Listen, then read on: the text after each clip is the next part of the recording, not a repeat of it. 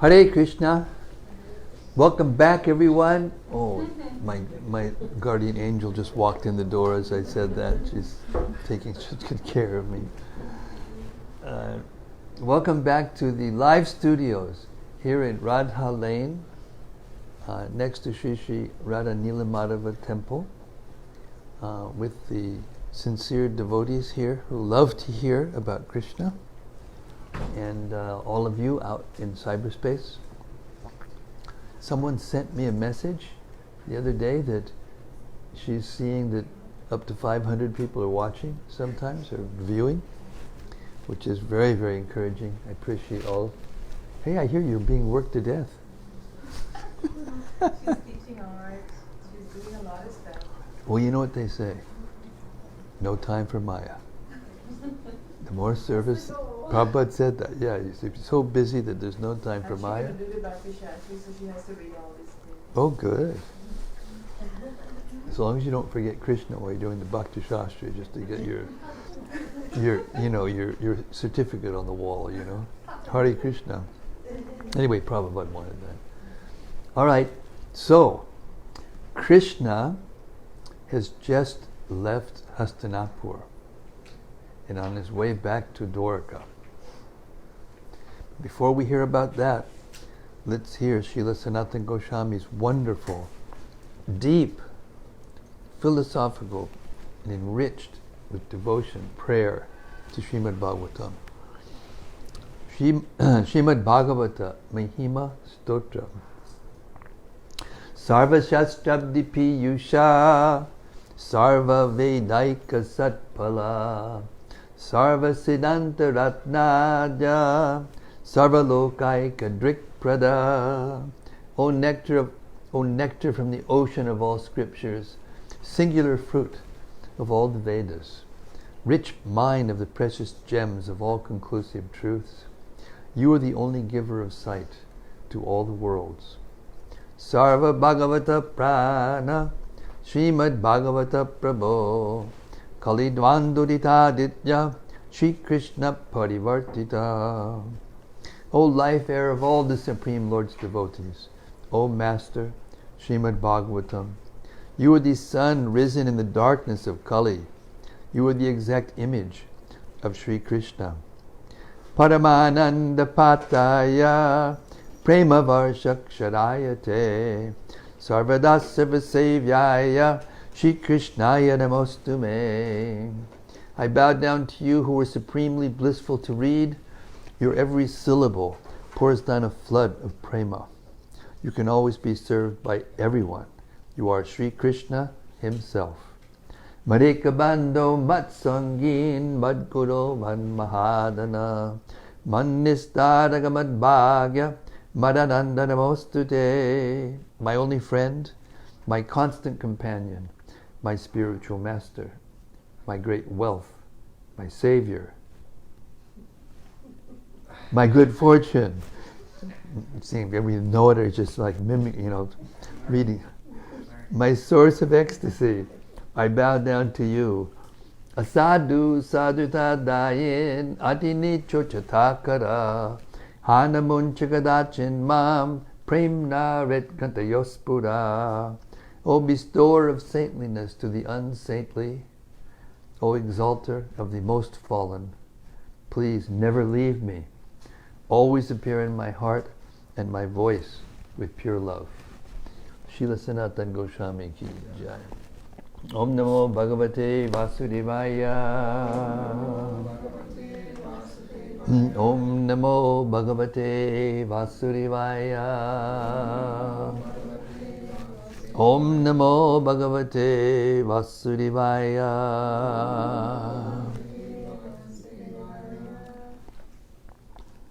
So, first canto, 10th chapter, starting with text 32, but the verse we just read, which will lead into this wonderful reading. While the ladies of the capital, Hastinapura, were greeting him and talking in this way, the Lord, smiling, accepting their good feelings, and casting the grace of his glance upon them, he departed from the city. Text 32. Maharaj Yudhishthira, although no one's enemy, engaged 4 divisions of defense, horse, elephant, chariot, and army, to accompany Lord Krishna, the enemy of the asuras, demons. The Maharaja did this because of the enemy, and also out of affection for the Lord. Purport. Natural defensive measures are horses and elephants combined with chariots and men. Horses and elephants are trained to move to any part of the hills or forests and plains. The charioteers could fight with many horses and elephants by the strength of powerful arrows, even up to the standard of the Brahmastra, similar to modern atomic weapons. Maharaj Yudhishthira knew well that Krishna is everyone's friend and well-wisher, and yet there were asuras who were by nature envious of the Lord. So out of fear of attack from others, and out of affection also, he engaged all varieties of defensive forces as bodyguards of Lord Krishna. If required, Lord Krishna himself was sufficient to defend himself from the attack of others who counted the Lord as their enemy. But still, he accepted all the arrangements made by Maharaj Yudhishthira because he could not disobey the king, who was his elder cousin. The Lord placed the part of his subordinate in his transcendental sporting, and thus sometimes he puts himself in the care of Yashoda Mata for his protection and his so-called helplessness of childhood. That is the transcendental Leela, or pastime of the Lord. The basic principle for all transcendental exchanges between the Lord and his devotees is exhibited to enjoy a transcendental bliss for which there is no comparison, even up to the level of Brahmananda. Text 33. Out of profound affection for Lord Krishna, the Pandavas, who were of the Kuru dynasty, accompanied him a considerable distance to see him off. They were overwhelmed with the thought of future separation. The Lord, however, persuaded them to return home, and he proceeded towards Dvaraka with his dear companions. 34 and 35. O Shonaka, the Lord then proceeded towards Kuru Jangala, Panchala, Shurasena, the land of the bank of the river Jamuna, Brahmavarta, Kurukshetra, Matsya, Saraswata, the province of the desert, and the land of scanty water. After crossing these provinces, he gradually reached the Sovira and Abhira provinces. Then west of these, reached Dvaraka at last. Purport. The provinces passed over by the Lord in those days were differently named, but the direction given is sufficient to indicate that he traveled through Delhi, Punjab, Rajasthan, Madhya Pradesh, Saurashtra, and Gujarat, and at last reached his home province at Dvaraka. We do not gain any profit simply by researching the analogous provinces of those days up to now, but it appears that the desert of Rajasthan and the provinces of scanty water, like Madhya Pradesh, were present even 5,000 years ago. The theory of soil experts that the desert developed in recent years is not supported by the statements of Bhagavatam. We may leave the matter for expert geologists to research, because the changing universe has different phases of historical development. We are satisfied that the Lord has now reached his own province, Dwarkadam, from the Kuru provinces. Kurukshetra continues to exist since the Vedic age, and it is sheer foolishness when interpreters ignore or deny the existence of Kurukshetra. Text 36. On his journey through these provinces, he was welcomed, worshipped, and given various presentations. In the evening, in all places, the Lord suspended his journey and to perform evening rites. This was regularly observed after sunset. Purport. It is said here that the Lord observed the religious principles regularly while he was on the journey. Thus there are certain philosophical speculations that even the Lord is under the obligations of fruitive action. But actually, this is not the case. He does not depend on the action of any good or bad work. Since the Lord is absolute, everything done by him is good for everyone. But when he descends on earth, he acts for the protection of the devotees and for the annihilation of the impious non-devotees. Although he has no obligatory duty, still he does everything so that others may follow. That is the way of factual teaching. One must act properly himself and teach the same to others. Otherwise, no one will accept one's blind teaching. He is himself the awarder of fruitive results. He is self-sufficient, and yet he acts according to the rulings of the revealed scriptures in order to teach us the process. If he does not do so, the common men may go wrong. But in the advanced stage, when we can understand the transcendental nature of the Lord, one does not try to imitate him. This is not possible. The Lord in human society does what is the duty of everyone, but sometimes he does something extraordinary and not to be imitated by the living being.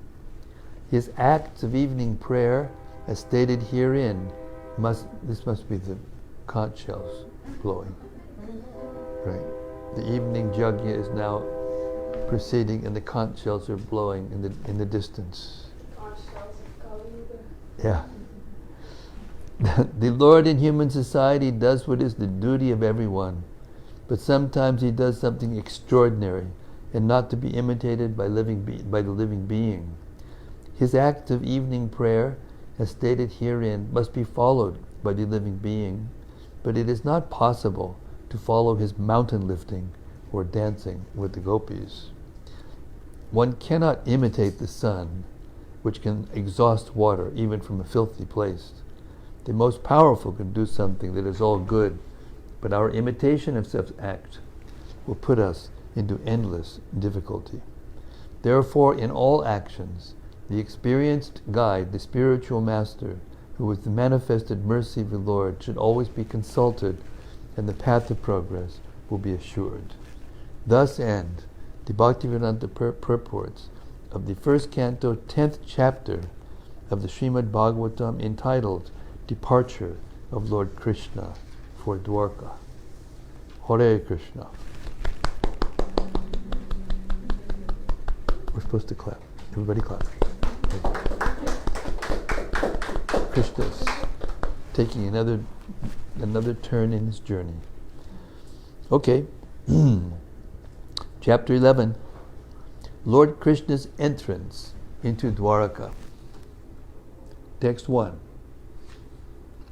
Sutta Goswami said, upon reaching the border of his most prosperous metropolis, known as the country of the Anarthas, Dvaraka, the Lord sounded his auspicious conch shell, heralding his arrival, and apparently pacifying the dejection of the inhabitants.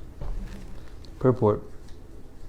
The beloved Lord was away from his own prosperous metropolis of Dvaraka for a considerable long period because of the battle of Kurukshetra, and thus all the inhabitants were overcome with melancholia due to the separation. When the Lord descends on the earth, his eternal associates also come with him, just as the entourage of a king accompanies him. Such associates of the Lord are eternally liberated souls, and they cannot bear the separation of the Lord, even for a moment, because of intense affection for the Lord. Thus the inhabitants of the city of Dvaraka were in a mood of dejection, and expected the arrival of the Lord at any moment.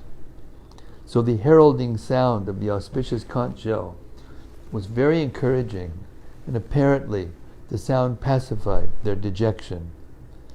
They were still more aspirant to see the Lord amongst themselves, and all of them became alert to receive him in the befitting manner. These are the signs of spontaneous love of Godhead.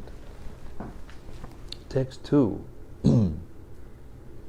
The white and fat bowled conch shell, being gripped by the hand of Lord Krishna and sounded by him, appeared to be reddened by the touch of his transcendental lips. It seemed that a white swan was playing in the stems of red lotus flowers. Purport. The redness of the white conch shell due to the lip touch of the Lord is a symbol of spiritual significance. The Lord is all spirit, and matter is ignorance of this spiritual existence. Factually, there is nothing like matter in spiritual enlightenment, and this spiritual enlightenment takes place at once by the contact of the Supreme Lord, Sri Krishna. The Lord is present in every particle of all existence, and he can manifest his presence from anything and everything by the spiritual enlightenment of the devotee. Otherwise, he reserves the right of not being exposed to anyone and everyone. By ardent love and devotional service to the Lord, or in other words, by spiritual contact with the Lord, everything becomes spiritually reddened, like the conch shell in the grip of the Lord. And the Paramahansa, or the supremely intelligent person, plays the part of the ducking swan in the water of spiritual bliss, eternally decorated by the lotus flower of the Lord's feet. Jai Prabhupada. Text 3. The citizens of Dvaraka, having heard that sound which threatens fear personified in the material world, began to run towards him fast, just to have a long-desired audience with the Lord, who is the protector of all devotees. Purport. As already explained, the citizens of Dvaraka who lived at the time of Lord Krishna's presence there were all liberated souls who descended there along with the Lord as entourage. All were very anxious to have an audience with the Lord, although because of spiritual contact they were never separated from the Lord. Just as the gopis at Vrindavana used to think of Krishna while he was away from the village for cowherding engagements, the citizens of Dwarka were all immersed in the thought of the Lord while he was away from Dwarka to attend the battle of Kurukshetra. Some distinguished fiction writer in Bengal concluded that the Krishna of Vrindavan, that of Mathura, and that of Dwarka were different personalities. Historically, there is no truth in this conclusion. The Krishna of Kurukshetra and the Krishna of Dwarka are one and the same personality. The citizens of Dwarka were thus in a state of melancholy due to the Lord's absence from the transcendental city, as much as we are put in a state of melancholy at night because of the absence of the sun. The sound heralded by Lord Krishna was something like the heralding of the sunrise in the morning. So all the citizens of Dwarka awoke from a state of slumber because of the sunrise of Krishna, and they all hastened towards him to have an audience. The devotees of the Lord know no one else as protector. This sound of the Lord is identical with the Lord, as we have tried to explain by the non-dual position of the Lord. The material existence of our present status is full of fear. Out of the four problems of material existence, namely the food problem, the shelter problem, the fear problem, and the mating problem, the fear problem gives us more trouble than the others. We are always fearful due to our ignorance of the next problem. The whole material existence is full of problems, and thus the fear problem is always prominent. This is due to our association with the illusory energy of the Lord, known as Maya, or external energy. Yet all fear is vanished, as soon as there is the sound of the Lord, represented by His holy name, as it was sounded by Lord Sri Chaitanya Mahaprabhu in the following 16 words. Hare Krishna, Krishna Krishna, Hare Hare, Hare Rama, Rama Rama, Hare Hare. We can take advantage of these sounds and be free from all threatening problems of material existence. Text 4 and 5. The citizens arrived before the Lord with their respective presentations, offering offering them to the fully satisfied and full self-sufficient one, who by his own potency incessantly supplies others. These presentations were like the lamp offered during worship of the sun, yet the citizens began to speak in ecstatic language to receive the Lord, just as wards welcome their guardians and father. Purport. The Supreme Lord Krishna is described herein as Atmarama. He is self-sufficient, and there is no need for him to seek happiness from anything beyond himself. He is self-sufficient because his very transcendental existence is total bliss. He is eternally existent. He is all cognizant and all blissful. Therefore, any presentation, however valuable it may be, is not needed by him. But still, because he is the well-wisher for one and all, he accepts from everyone everything that is offered to him in pure devotional service. It is not that he is in want for such things, because the things are themselves generated from his energy. The comparison is made herein that making offerings to the Lord is something like offering a lamp in the worship of the sun god. Anything fiery and illuminating is but an emanation of the energy of the sun, and yet to worship the sun god, it is necessary to offer him a lamp. In the worship of the sun, there is some sort of demand made by the worshipper, but in the case of devotional service to the Lord, there is no question of demand from either side. It is all a sign of pure love and affection between the Lord and his devotee. The Lord is the Supreme Father of all living beings, and therefore those who are conscious of this vital relation with the God can make filial demands from the Father, and the Father is pleased to supply the demands of such obedient sons without bargaining. The Lord is just like the desire tree, and from him everyone can have everything by the causeless mercy of the Lord. As the Supreme Father, the Lord, however, does not supply to a pure devotee what is considered to be a barrier to the discharge of devotional service. Those who are engaged in the devotional service of the Lord can rise to the position of unalloyed devotional service by his transcendental attraction. Text 6. The citizen said, O Lord, you are worshipped by all demigods like Brahma, the four sanas, and even the King of Heaven. You are the ultimate rest for those who are really aspiring to achieve the highest benefit of life. You are the Supreme Transcendental Lord, and inevitable time cannot exert its influence upon you. Purport. The Supreme Lord is Sri Krishna, as confirmed in Bhagavad Gita, Brahma Samhita, and other authorized Vedic literatures. No one is equal to or greater than him, and that is the verdict of all scriptures. The influence of time and space is exerted upon the dependent living entities, who are all parts and parcels of the Supreme Lord. The living entities are predominated Brahman, whereas the Supreme Lord is the predominating Absolute. As soon as we forget this clear fact, we are at once in illusion, and thus we are put into threefold miseries, as one is put into dense darkness. The clear consciousness in which one bows down, the clear consciousness of the cognizant living being is God consciousness, in which one bows down unto him in all circumstances. Text 7. O Creator of the universe, you are our Mother, Well-Wisher, Lord, Father, Spiritual Master, and worshipable Deity.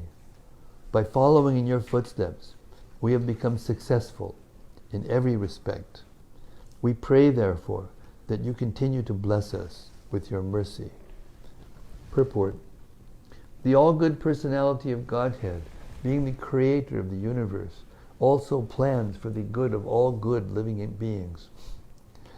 The good living beings are advised by the Lord to follow his good advice, and by doing so they become successful in all spheres of life. There is no need to worship any deity but the Lord. The Lord is all-powerful, and if he is satisfied by our obedience unto his lotus feet, He is competent to bestow upon us all kinds of blessings for the successful execution of both our material and spiritual lives. For attaining spiritual existence, the human form is a chance for all to understand our eternal relation with God. Our relation with Him is eternal. It can neither be broken nor vanquished. It may be forgotten for the time being, but it can be revived also by the grace of the Lord if we follow His injunctions, which are revealed in the scriptures of all times and all places. Text 8. Oh, it is our good luck that we have come again today under your protection by your presence. Although your Lordship is rarely visited even by the denizens of heaven, now it is possible for us to look upon your smiling face, which is full of affectionate glances. We can now see your transcendental form, full of all auspiciousness. Purport. The Lord in His eternal personal form can be seen only by the pure devotees. The Lord is never impersonal, but He is the supreme absolute personality of Godhead, possible to be visited by devotional service face to face, which is impossible to be done even by the denizens of higher planets. When Brahmaji and other demigods want to consult Lord Vishnu, the plenary portion of Lord Krishna, they have to wait on the shore of the ocean of milk where Lord Vishnu is lying on white land, Shvetadvipa. This ocean of milk and the Shvetadvipa planet are the replica of Vaikuntha Loka within the universe. Neither Brahmaji nor the demigods like Indra can enter into this island of Shvetadvipa, but they can stand on the shore of the ocean of milk and transmit their message to Lord Vishnu, known as Chirodakashayi Vishnu. Therefore the Lord is rarely seen by them. But the inhabitants of Dvaraka, because of their being pure devotees, without any tinge of the material contamination of fruitive activities and empiric philosophical speculation, can see Him face to face by the grace of the Lord. This is the original state of the living entities and can be attained by reviving our natural and constitutional state of life, which is discovered by devotional service only. Text 9. O lotus-eyed Lord, whenever you go away to Mathura, Vrindavan, or Hastinapura to meet your friends and relatives, every moment of your absence seems like millions of years, O infallible one. At that time our eyes become useless, as if bereft of the sun. Purport. We are all proud of our material senses for making experiments to determine the existence of God, but we forget that our senses are not absolute by themselves. They can only act under certain conditions. For example, our eyes, as long as the sunshine is there, our eyes are useful to a certain extent, but in the absence of sunshine, the eyes are useless. Lord Sri Krishna, being the primeval Lord, the supreme truth, is compared to the sun. Without Him, all our knowledge is either false or partial. The opposite of the sun is the darkness, and similarly, the opposite of Krishna is Maya, or illusion. The devotees of the Lord can see everything in true perspective due to the light disseminated by Lord Krishna. By the grace of the Lord, the pure devotee cannot be in the darkness of ignorance. Therefore, it is necessary that we must always be in the sight of Lord Krishna so that we can see both ourselves and the Lord with His different energies. As we cannot see anything in the absence of the sun, so also we cannot see anything, including our own self, without the factual presence of the Lord. Without Him, all our knowledge is covered by illusion. Now, our acharyas comment that this verse, very interesting verse, I'll read it again. O lotus-eyed Lord, whenever you go away to Mathura, Vrindavana, or Hastinapura to meet your friends and relatives, this is evidence, direct evidence from the residents of Dvaraka that Krishna sometimes does go back to Vrindavan. So we hear and we think that Krishna never went back to Vrindavan, but it's not true. And there are other scriptures that describe some of his visits. Gopal Champu is one. Okay. Text 10. O Master, if you live abroad all the time, then we cannot look at your attractive face, whose smiles vanquish all our sufferings. How can we exist without your presence? Upon hearing their speeches, the Lord, who was very kind to the citizens and the devotees, entered the city of Dvaraka and acknowledged all their greetings by casting his transcendental glance over them. Purport. Lord Krishna's attraction is so powerful that once being attracted by him, one cannot tolerate separation from him. Why is this so? Because we are all eternally related with him, as the sun rays are eternally related with the sun disk. The sun rays are molecular parts of the solar radiation. Thus the sun rays and the sun cannot be separated. Separation by the cloud is temporary and artificial, and as soon as the cloud is cleared, the sun rays again display their natural effulgence in the presence of the sun. Similarly, the living entities who are molecular parts of this whole spirit are separated from the Lord by the artificial covering of Maya, illusory energy. This illusory energy, or the curtain of Maya, has to be removed. And when it is so done, the living entity can see the Lord face to face, and all his miseries are at once removed. Every one of us wants to remove the miseries of life, but we do not know how to do it. The solution is given here, and it rests on us to assimilate it or not. So we should remember, hearing this, that this book, the sound of this book, is not different than Krishna. And when you hear this book with the proper mentality, you will perceive the presence of Krishna in the sound. And therefore these symptoms, although we may not experience them fully all the time, but when we are sitting together, when we are in the proper mentality, and when we hear together, we feel at least some part of this experience. Text 11. As Bhogavati, the capital of Nagaloka, is protected by the Nagas, so was Dvaraka protected by the descendants of Vrishni, Bhoja, Madhu, Dashara, Arha, Kukura, Andaka, etc., who were as strong as Lord Krishna. Purport. The Nagaloka planet is situated below the earth planet, and it is understood that the sun rays are hampered there. The darkness of the planet is, however, removed by the flashes of the jewels set on the heads of the Nagas, celestial serpents.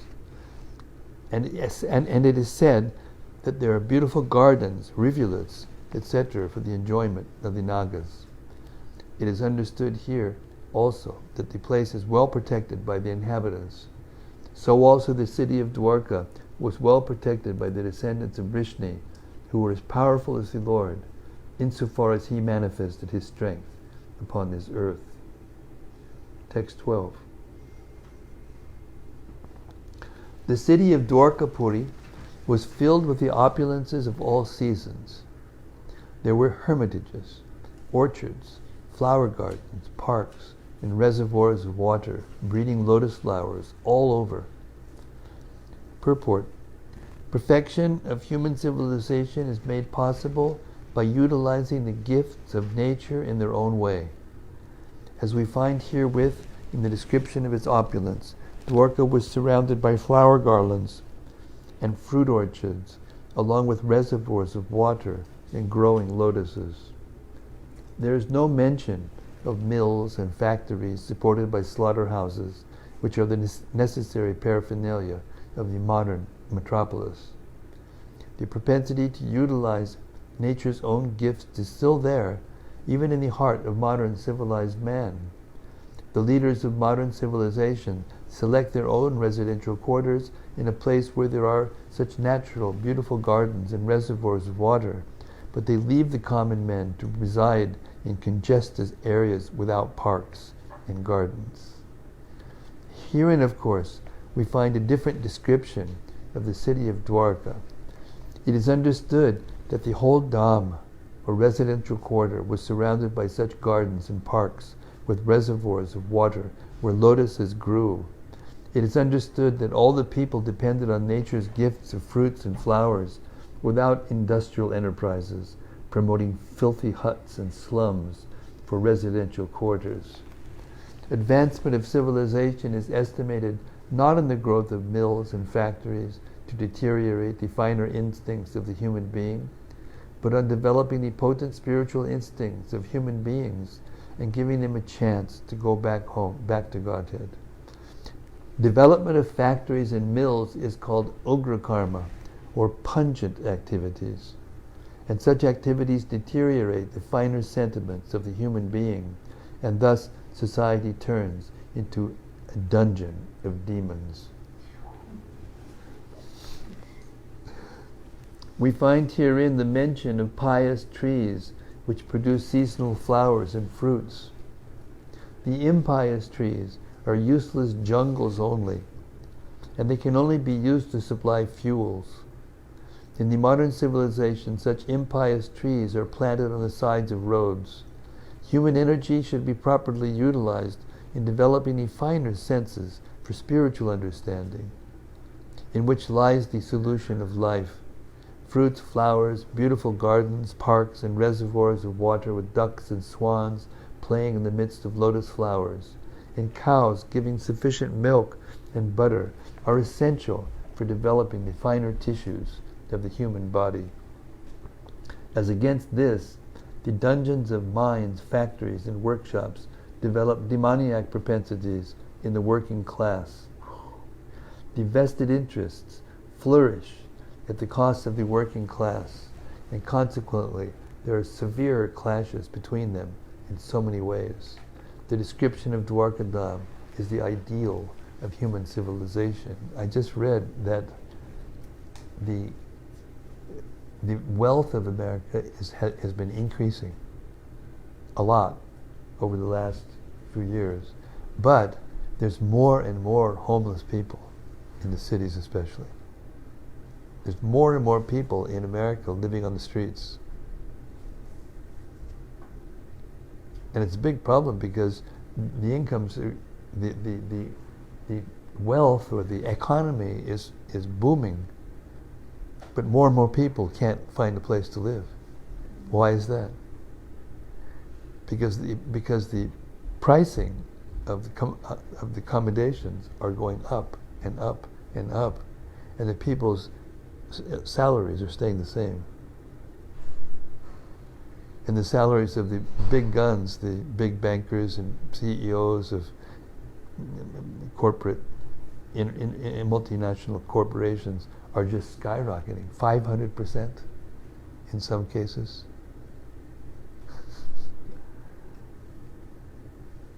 As they say, it can't go on forever. Text 13.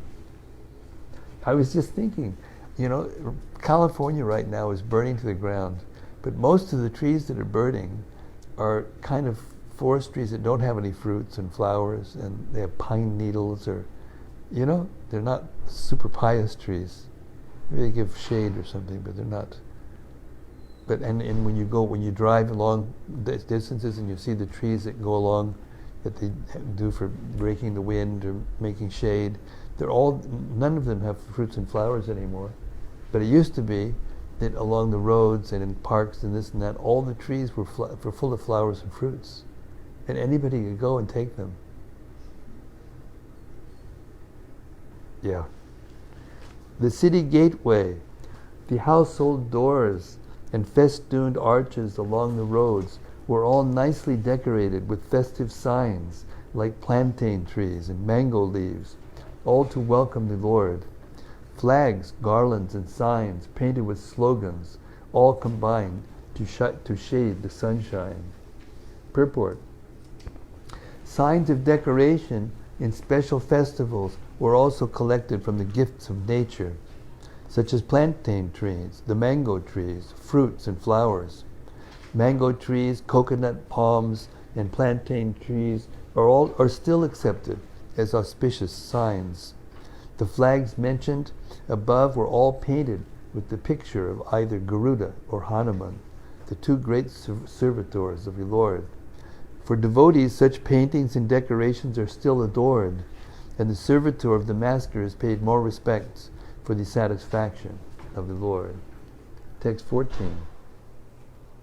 The highways, subways, lanes, markets, and public meeting places were all thoroughly cleansed and then moistened with scented water. And to welcome the Lord, fruits, flowers, and unbroken seeds were strewn everywhere. Purport. Scented waters prepared by distilling flowers like rose and keora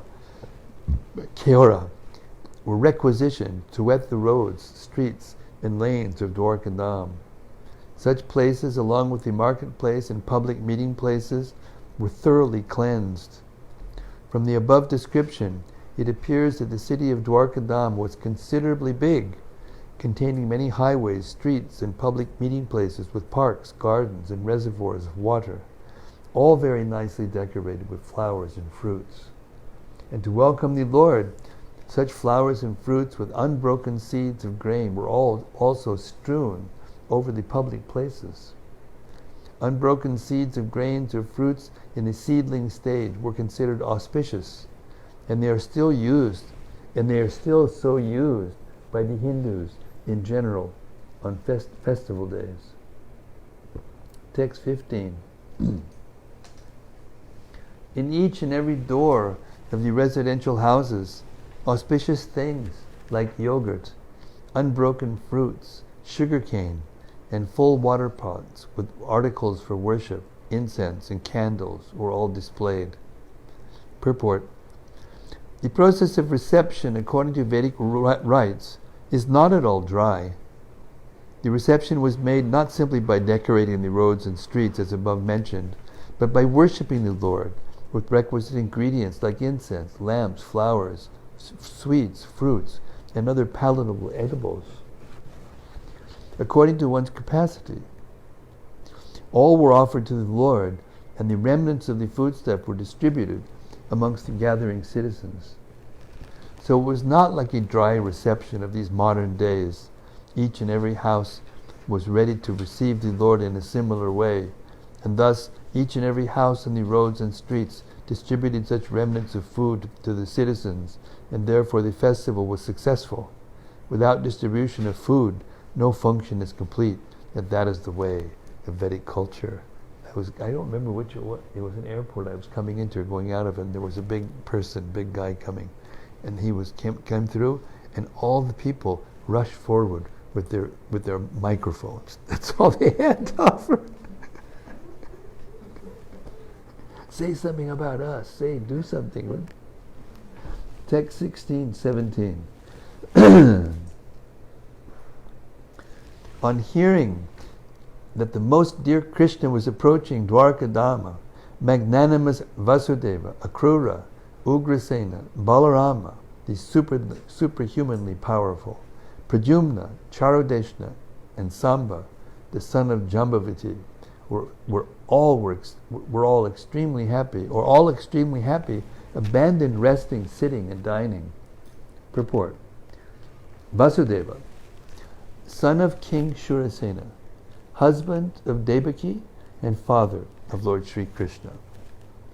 He is the brother of Kunti and father of Subhadra.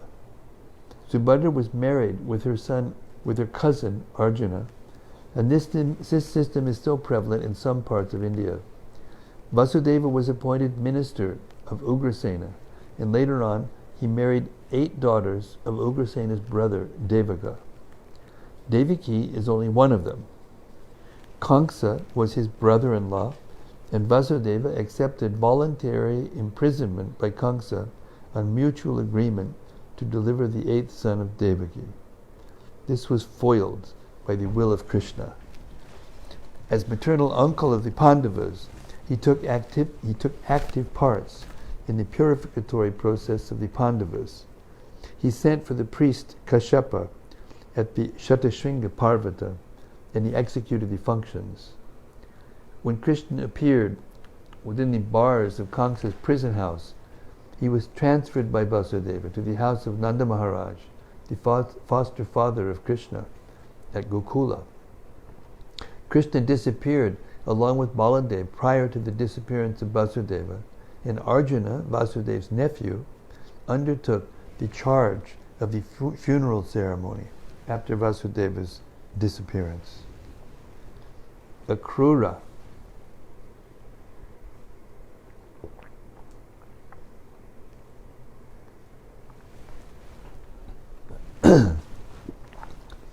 Akrura, the commander-in-chief of the Vrishni dynasty and the great devotee of Lord Krishna. Akrura attained success in devotional service to the Lord by the one single process of offering prayers. He was the husband of Sutani, daughter of Ahuka. He supported Arjuna when Arjuna took Subhadra forcibly away by the will of Krishna. Both Krishna and Akrura went to see Arjuna after his successful kidnapping of Subhadra. Both of them presented dowries to Arjuna after this incident. Akrura was present also when Abhimanyu, the son of Subhadra, was married with Uttara, mother of Maharaj Parikshit. Ahuka, the father-in-law of Akrura, was not on good terms with Akrura, but both of them were devotees of the Lord. Interesting. Ugrasena, one of the powerful kings of the Vrishni dynasty and cousin of Maharaj Kuntibhoja. His other name is Ahuka. His minister was Vasudeva, and his son was the powerful Kamsa. This Kamsa imprisoned his father and became the king of Mathura. By the grace of Lord Krishna and his brother, Lord Baladeva, Kamsa was killed, and Ugrasena was reinstalled on the throne. When Shalva attacked the city of Dvaraka, Ugrasena fought very valiantly and repulsed the enemy. Ugrasena inquired from Naradaji about the divinity of Lord Krishna. When the Yadu dynasty was to be vanquished, Ugrasena was entrusted with the iron lump produced from the womb of Samba. He cut the iron lump into pieces and then pasted it and mixed it up with the sea water on the coast of Dwarka. After this, he ordered complete prohibition within the city of Dwarka and the kingdom. He got salvation after his death. Baladeva. He is the divine son of Vasudeva by his wife Rohini. He is also known as Rohini Nandana, the beloved son of Rohini. He was also entrusted to Nanda Maharaj along with his mother Rohini when Vasudeva embraced imprisonment by mutual agreement with Kamsa. So Nanda Maharaj is also the foster father of Baladeva along with Lord Krishna. Lord Krishna and Lord Baladeva were constant companions from their very childhood, although they were stepbrothers. He is the plenary manifestation of the Supreme Personality of Godhead, and therefore he is as good and powerful as Lord Krishna. He belongs to the Vishnu Tattva, the principle of Godhead. He attended the Swayamvara ceremony of Draupadi along with Sri Krishna. When Subhadra was kidnapped by Arjuna by the organized plan of Sri Krishna, Baladeva was very angry with Arjuna and wanted to kill him at once. Sri Krishna, for the sake of his dear friend, fell at the feet of Lord Baladeva and implored him not to be so angry. Sri Baladeva was thus satisfied. Similarly, he once was very angry with the Kauravas, and he wanted to throw their whole city into the depths of the Yamuna. But the Kauravas satisfied him by surrendering unto his divine lotus feet. He was actually the seventh son of Devaki prior to the birth of Lord Krishna. But by the will of the Lord, he was transferred to the womb of Rohini to escape the wrath of Krishna. of Kamsa. His other name is therefore Sankarsana, who is also the plenary portion of Sri Baladeva. Because he is as powerful as Lord Krishna and can therefore bestow spiritual power to the devotees, he is therefore known as Baladeva.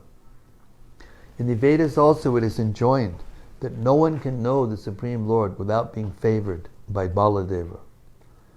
Bala means spiritual strength, not physical. Some less intelligent persons interpret Bala as the strength of the body, but no one can have spiritual realization by physical strength. Physical strength ends with the end of the physical body, but spiritual strength follows the spirit soul to the next transmigration, and therefore the strength obtained by Baladeva is never wasted. The strength is eternal, and thus Baladeva is the original spiritual master of all devotees. Sri Baladeva was also a class friend of Lord Sri Krishna as a student of Sandipani Muni. In his childhood, he killed many asuras along with Sri Krishna, and specifically he killed Dhenukasura at Talavan.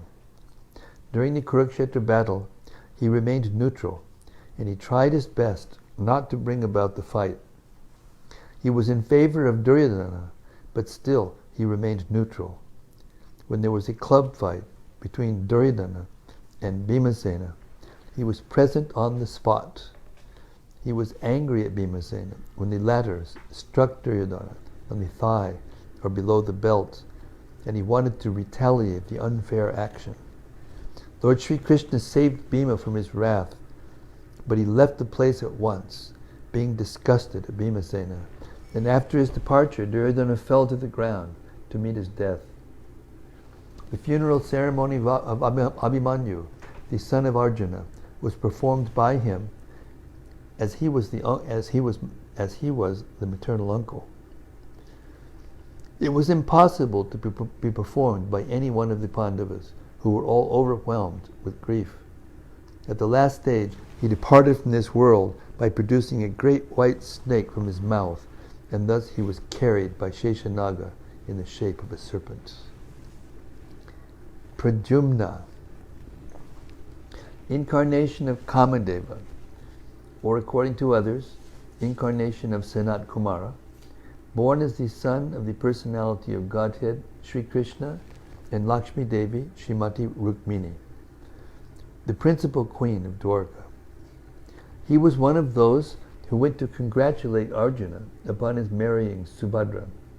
He was one of the great generals who fought with Shalva, and while fighting with him, he became unconscious on the battlefield. His charioteer brought him back to the camp from the battlefield, and for this action he was very sorry and rebuked his charioteer. However, he fought again with Shalva and was victorious. He heard all about the different demigods from Naradaji. He was one of the 4 plenary expansions of Lord Sri Krishna. He is the 3rd one. He inquired from his father, Sri Krishna, about the glories of the Brahmanas. During the fratricidal war among the descendants of Yadu, he died at the hand of Bhoja, another king of the Vishnus. After his death, he was installed in his original position. Charodeshna, another son of Lord Sri Krishna and Rukmini Devi. He was also present during the Swayambara ceremony of Draupadi. He was a great warrior like his brothers and father. He fought with Vivinindaka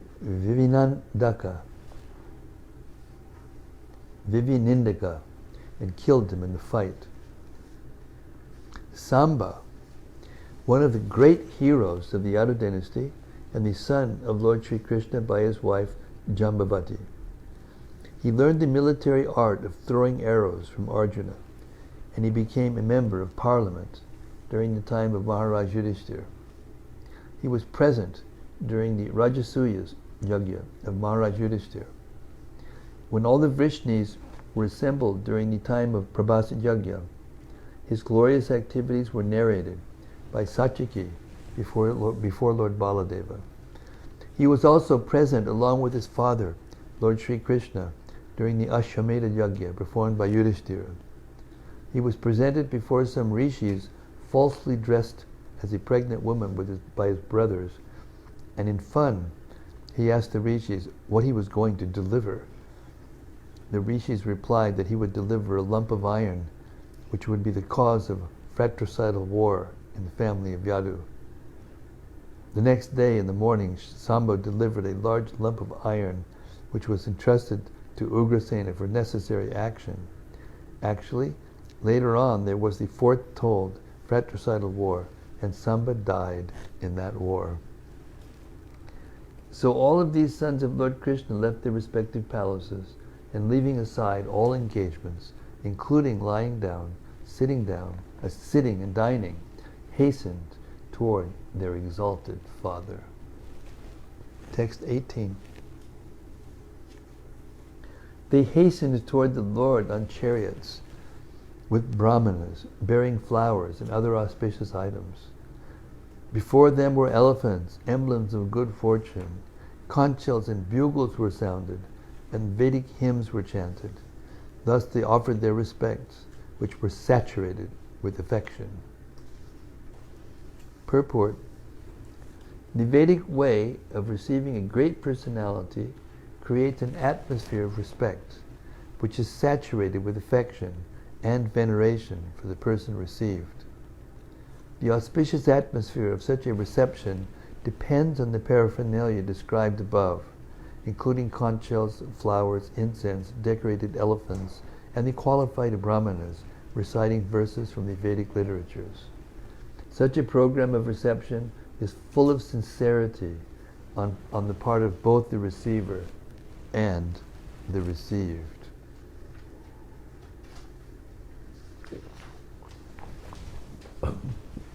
Text 19. At the same time, many hundreds of well-known prostitutes began to proceed on various vehicles. They were all very eager to meet the Lord, and their beautiful faces were decorated with dazzling earrings, which enhanced the beauty of their foreheads. Purport: we may not hate even the prostitutes if they are devotees of the Lord. Even to date, there are many prostitutes in great cities of India who were sincere devotees of the Lord. By tricks of chance, one may be obliged to adopt a profession which is not very adorable in society, but that does not hamper one in executing devotional service to the Lord. Devotional service to the Lord is uncheckable in all circumstances. It is understood herewith that even in those days, about 5,000 years ago, there were prostitutes in a city like Dvaraka, where Lord Krishna resided. This means that prostitutes are necessary citizens for the proper upkeep of society. The government opens wine shops, but this does not mean that the government encourages the drinking of wine. Well, now they do. But the idea is there's a class of men who will drink at any cost, and it has been experienced that prohibition in great cities encouraged illicit smuggling of wine. Similarly, men who are not satisfied at home require such concessions, and if there are no prostitute, then such low men will induce others into prostitution. It is better that prostitutes be available in the marketplace so that the sanctity of society can be maintained.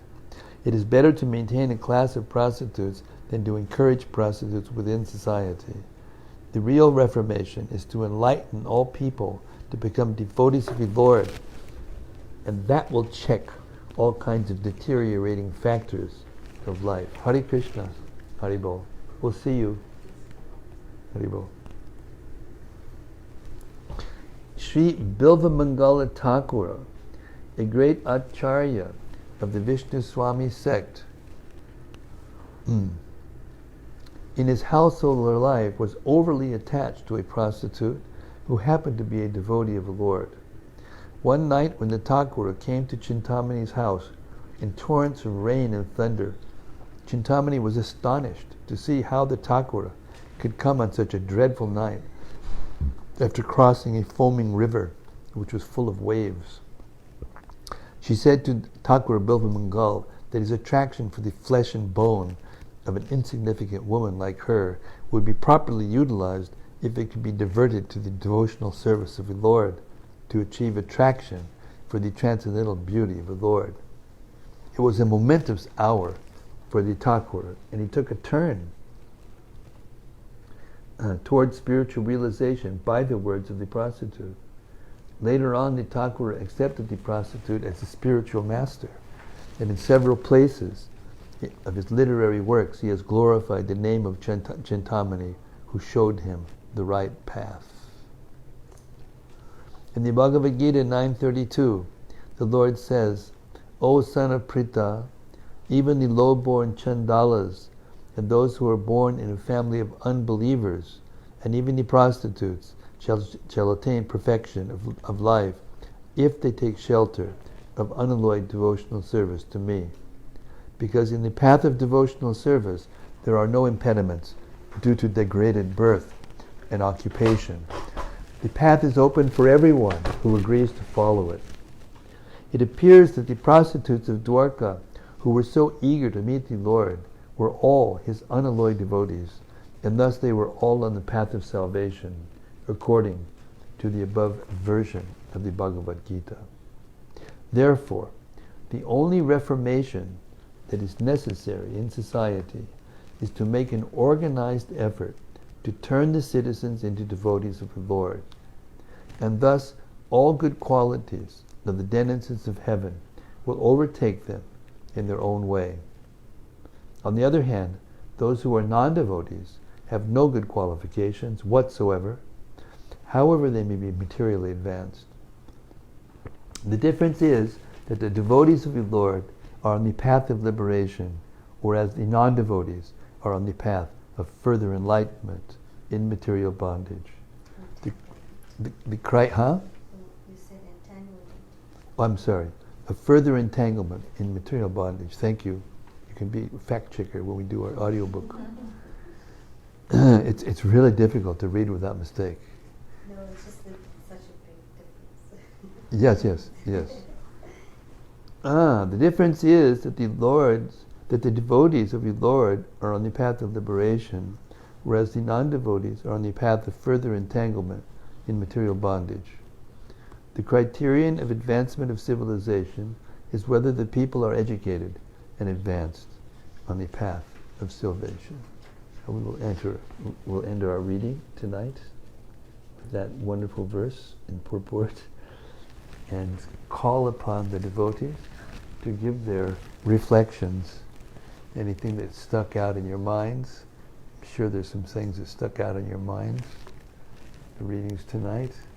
Anything you wanted to be discussed or clarified? Yes, Hannah. What is Brahmananda? Brahman means the spiritual energy of Krishna, which has the form of the spiritual sky or the Brahmajyoti, the effulgence of the Lord. And Ananda means the happiness that comes from realizing Brahman. And that happiness is not complete because it's only the sensation of being free, liberated from the influence of the modes of material nature, which causes happiness and distress. Therefore it's called Brahmananda. But in the Bhagavatam and other Vedic scriptures, it's described that the happiness of Brahmananda is compared to the amount of water that can be contained in the hoof print of a calf as opposed to an ocean. Bhakti rasa.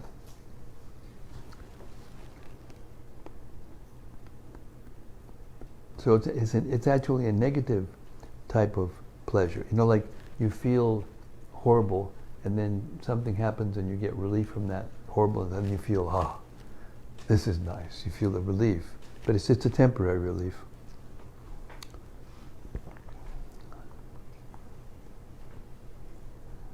Why is the Nagaloka planet below Earth?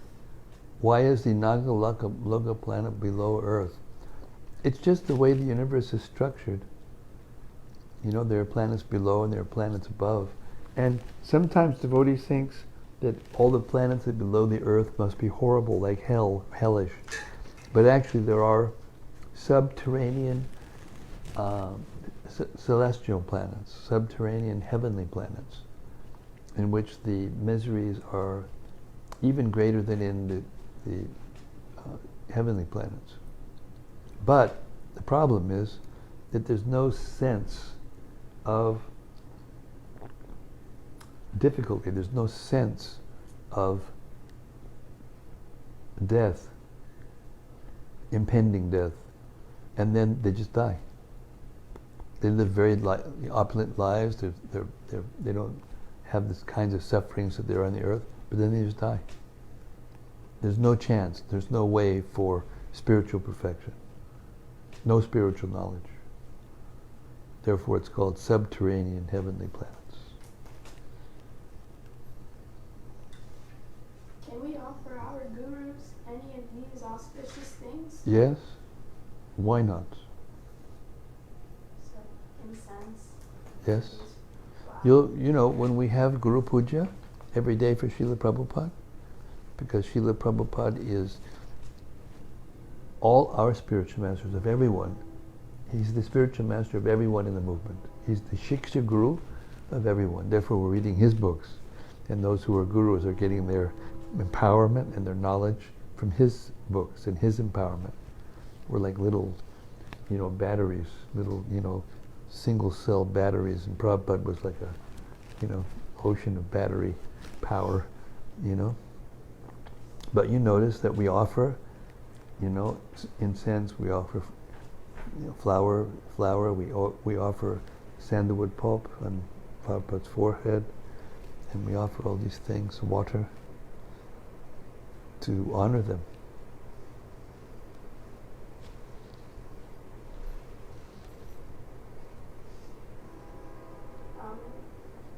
That is Sutta Goswami. Sutta. Where? This? Yes. This is Shukadev Goswami. And this is Maharaj Parikshit. And over there is Shiva, Yes. Brahma. And here are the great sages from all over the universe. So, this was after this? Yes. Well, this actually happened, was going on. I don't remember exactly when it started, but it started toward the end of the Dwapara Yuga, before the beginning of the Kali Yuga, right around the same time. Baladev, it mentioned in one of the purports that we read, Baladev, he didn't want to fight in the battlefield, just like Krishna didn't fight, because he had loved ones on both sides. So he decided not to fight, and he just drove the chariot. But Baladev had a particular kind of neutrality or attachment to both. He had taught Duryodhana the art of fighting with a club. And Bhima, everyone knew that Bhima, he was very powerful, even more powerful than Duryodhana. But Duryodhana had been trained by Baladev, so he was more expert in club fighting. So Baladev knew that nobody could win. One was more powerful, the other one was more skilled, and neither one would be able to completely defeat the other. So he just went away. He went on pilgrimage. He went to all the different, and one of the places he went to was, well, this place. That is the forest of Naimirshanya, where the sacrifice began. This is actually, I made a mistake. This is not that sacrifice. This happened afterwards, because Parikshit is the grandson of Arjun, and they had already passed away, and he was the king of the earth. So yes, this happened after the battle of Kurukshetra, and after the reign of Maharaj Yudhishthira. And then Parikshit Maharaj was the heir to the Kuru dynasty.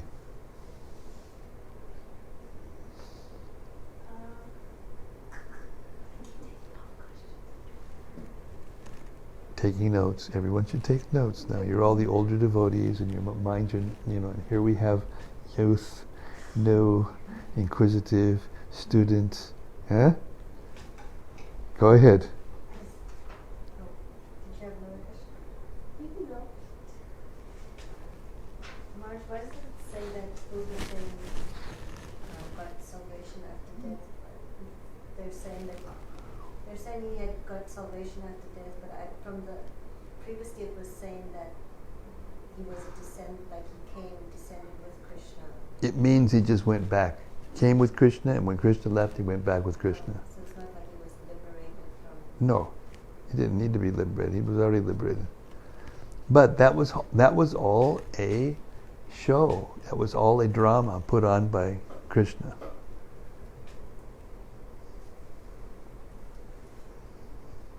Aren't our lives similar to that? A drama?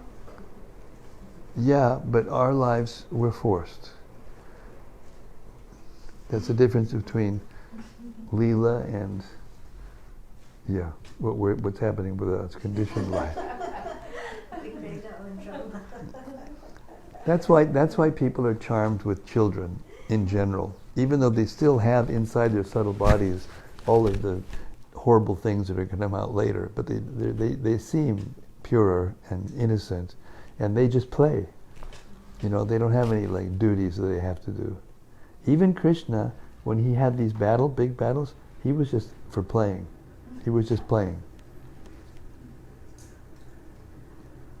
He can arrange for unlimited numbers of demons to be wiped out simply by a forest fire or by a, flood or by an earthquake or whatever, plague.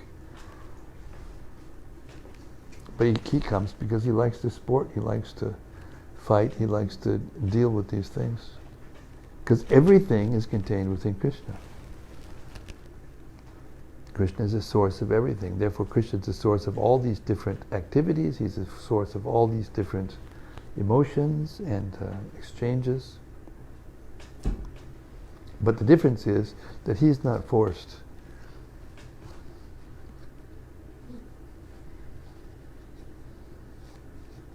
One more question. Please. How can the prostitutes be devotees if they're engaging in illicit sex?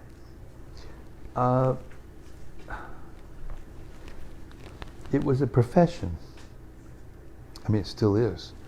Nowadays they call them sex workers. But it was a profession. It's the oldest profession in the world, actually. And it gave a hint there. I don't know if you picked up on it. But the fact is that men and women also, they're inclined to have sex with different people, different partners. But the law of nature is, if we want to be purified, then we stick to one person. That's what marriage is about. It's to restrict the unrestricted tendency to sin in this world. So because of that, sometimes when men are traveling and they're not with their wives, or sometimes there are difficulties between them, but in those days they didn't have divorce like they do today. Like 60, 70, 80% of separation or divorce. That wasn't happening. But the man would go and find some, and he would relieve himself with a prostitute. It was a part of civilized life. Different standards. Different standards. Now we think we have higher standards, but actually we don't. Because all those things are happening, but they're happening uncontrolled and in ways that cause unlimited suffering. But look at Bilba Mangal Thakur. Bilba Mangal Thakur had been addicted to a prostitute, and she was a great devotee. And when he came to her after such a bad storm and grabbing a snake to climb over a wall and grabbing a corpse on a river to go over the river, and she had shut the doors, said, oh well, he's not coming tonight, that's it. And he ended up coming. She said, oh my God, you're so attached to this flesh and bone and abominable things. You know, if you were that attached to Krishna, you would be a saint. You'd be a spiritual person. And he took it because he was actually, from previous lifetime, he was advanced devotee. But he made a mistake and he ended up in this situation. So there's reasons behind everything, you know.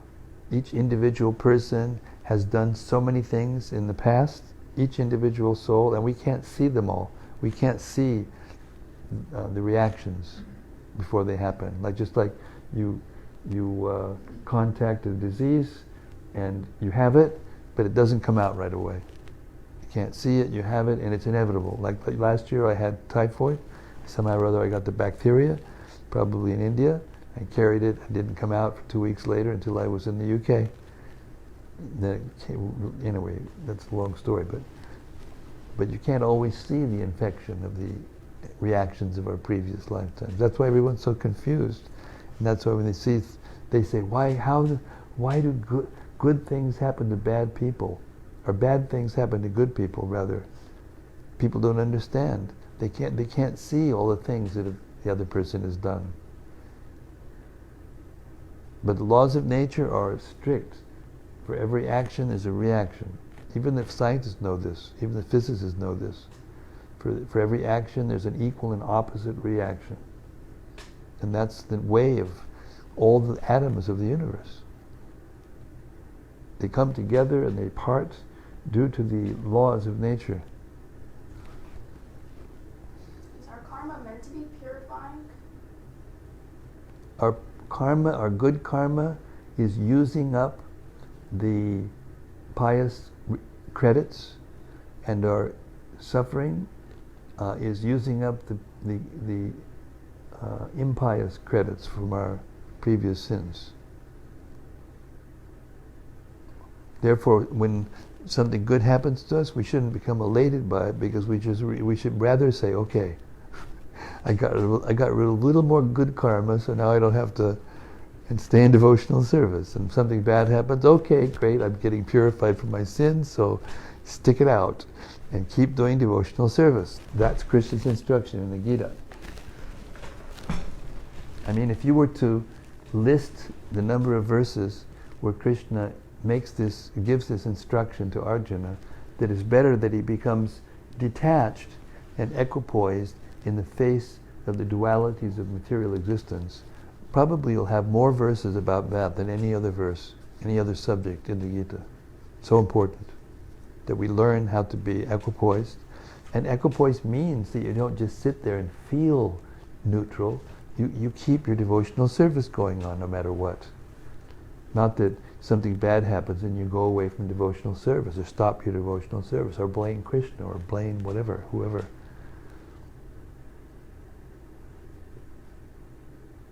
And then it says in the prayers of Queen Kunti, she said to have more bad things come, so that she could be closer to Krishna. Yes.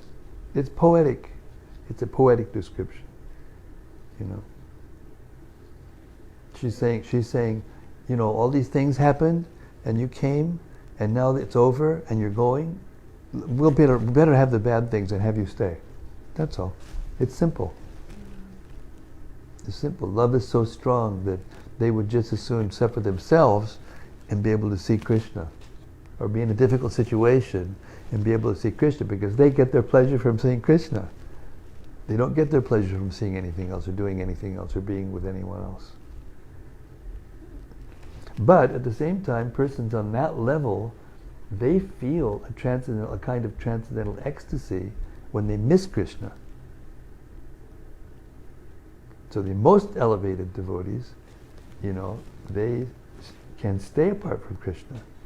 Like the gopis, they came to see Krishna at Kurukshetra, and they met with Krishna, and they told Krishna, you got to come back. It's too much. This is enough is enough, you know. And Krishna said, oh, okay, anyway, you can come with me to Dvaraka, and we can be together there, and then there's no problem. They said, no, you have to come to Vrindavan.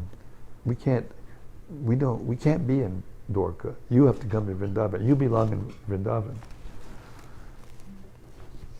But that is prakriti. a prakat lila. That is the lila that is visible in the world.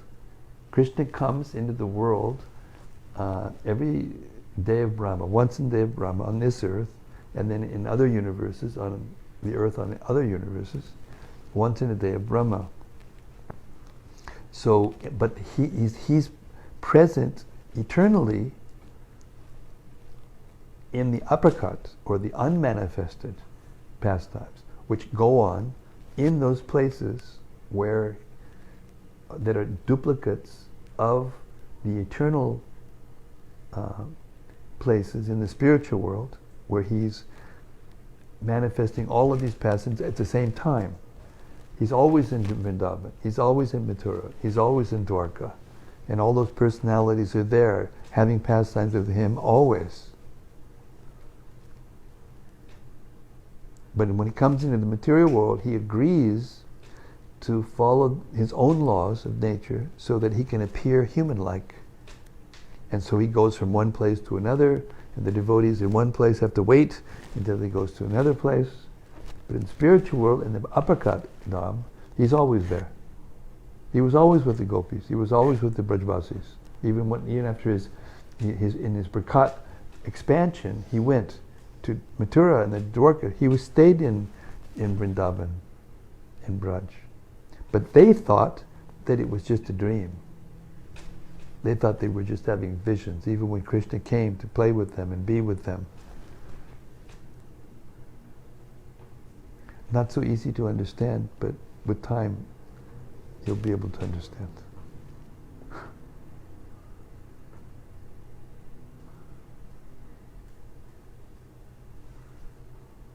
Does that make any sense? Does that make any sense to anyone else?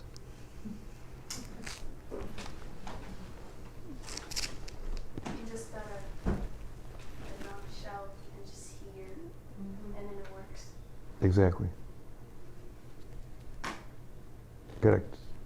And if we keep on hearing, no matter what our mind tells us, eventually our minds will be purified, and we will be able to understand. And then when Krishna sees that we're ready, he will come and take us home. And even before that, will realize, or may not realize, that's up to Krishna. So what don't you understand about that? You gave a shirking of shoulders and shaking of head. It's like a lot of things are going on in my head today. I'm just like, I don't know, I'm just not tuning in. Okay. But You need an FM. yeah, it's like not in the frequency. AM. You're an AM and not an FM. I do, I'm just thinking about, when we were talking about karma and suffering, and I've just been thinking a lot about, the difference between the devotee suffering and even like a devotee on my level that's not like, pure and just coming into, the association of devotees again after some time. And, in the Metta devotion it says that the first symptom of Krishna consciousness is that it relieves all suffering. That pain goes away. And it's like there's such a difference between the pain of material suffering and the struggle of the devotee. There's just this huge, even though as a devotee you're struggling and this Rupa Goswami is talking about pure devotional service. Pure devotional service relieves one immediately from all suffering. But we are mixed, as long as you're mixed, as long as your devotional service is mixed, something for Krishna and something for me, something for Krishna and something for me, then you can't feel that relief in the same way. You feel relieved, but not in the way that Rupa Goswami describes. That's anyabhilashitan shunyam. That's a what's the word? Axiomatic. That's axiomatic. That if you think that as soon as I do devotional service, I'll be relieved from all suffering, then you might misunderstand, because that relief from all suffering comes as soon or whenever you do pure devotional service. And when you're mixed, sometimes you're doing pure devotional service and sometimes you're not. So the times when you're doing pure devotional service, then you feel, blissed out and relieved. And when you're not, then you feel still confused and suffering and all these things. That's why we have these examples in these books, and that's why we have to keep reading these books. If we learn the art of associating with the personalities in these books with an open heart, with a clean heart, with sincerity and honesty, then they will, by their association, give you those feelings. Even if you can't have it all the time, if you commit yourself to hearing and chanting and serving and worshiping and praying and all the 9 processes of devotional service. Commit yourself, and to the extent that you commit yourself, to that extent Krishna steps forward toward you. And when he's convinced that you're actually not going to cheat him, then he'll appear to you. But he doesn't give that kind of pure devotional service or that kind of transcendental experience to just anybody. Because why? Because he's controlled by it. He's a person. In the material world you fall in love and that's it, and then after a little while it's over. Well, I don't like it. And then that's the way it is. There's no real love here. There's no real love. I think what I'm talking about more is the higher taste. That taste of Krishna that it's just so like when you're not in contact with Krishna, like. Well, the fact that you can speak about it like you are right now means that you've experienced it, and therefore you're confirming the verse in the Bhagavatam that we read before that said, once one has tasted this, cannot give it up no matter what. You can't forget it no matter what. Even if you try, you can't forget it. Yeah, And that's what makes it different than any other taste. It's so powerful that it will not leave you. Even if you want it to, it won't. And we'll stop there. Hare Krishna. Srila Prabhupada ki jai, Srimad-Bhagavatam ki jai. Thank you, all of you out in cyberspace. And please share and care and come back again and let us take this journey together. Read the whole Srimad-Bhagavatam together. Yes. Hare Krishna. Gaur Premanandi. Hare Hare Bol.